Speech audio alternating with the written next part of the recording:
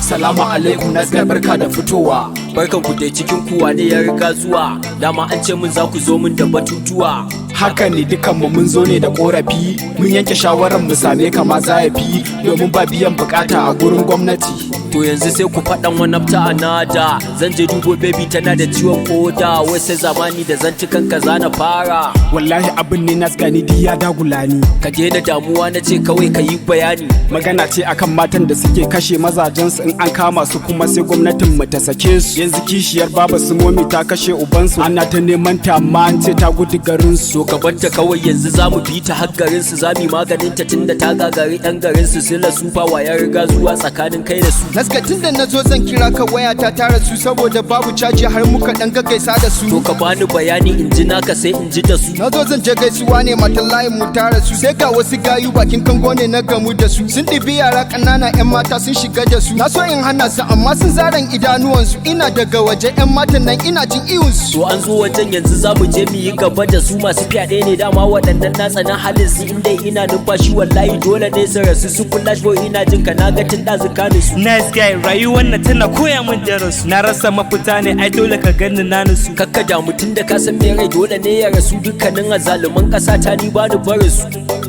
Kai, wai kishiya ta kama ɗayan kishiya ta yanke masa jijiya. Abin takaici wai kishi take da ɗayan kishiya. Ta ɗauki gawa yaron ta tsindima shi a rijiya. Gashi a cikin gidan yaron ya rashin mahaifiya. Yanzu tana can tana nishaɗi tana ta dariya. HS bigiya kake so mu yi da wannan kishiya? Oga ina gani a kwakule mata idaniya, ko a zuban mata da haƙora ta daina dariya. Oga bangare na nima ina da yan shawara, kisan kai sai kawai ita ma ta bakwanci lahira. To ba komai, bara na ji mene korafi na gaba. Kamar sadi so nake gani can, wai ko ba haka ba?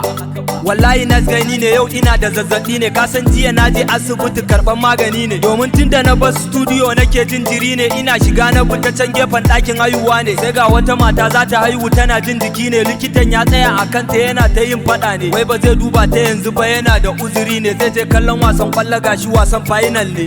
All of you ku tashi, za mu je mu maganin shi. Dole ne mu nuna mai cewa mace ce ta haife shi. Kowa ya taɓa mahaifiya wallahi ban barin shi. Amma kafin mu bar nan dole ne in canja diresin. Yon alaji buɗe loka ka ɗaukan bakin gilashi. Wata kanta alama oga fitan nan ba mutunci. Haka ne, domin masu laifin sun cancanci hukunci. Ogani ina gani kawai mu sa mu tashe shi. Kar ka damu HS bigi, kawai za mu je da gowon. Tunda ɗaya bayan ɗaya ne, to kar mu je da bomb. So muke mu ga jinin su yana zuba a gaban mu.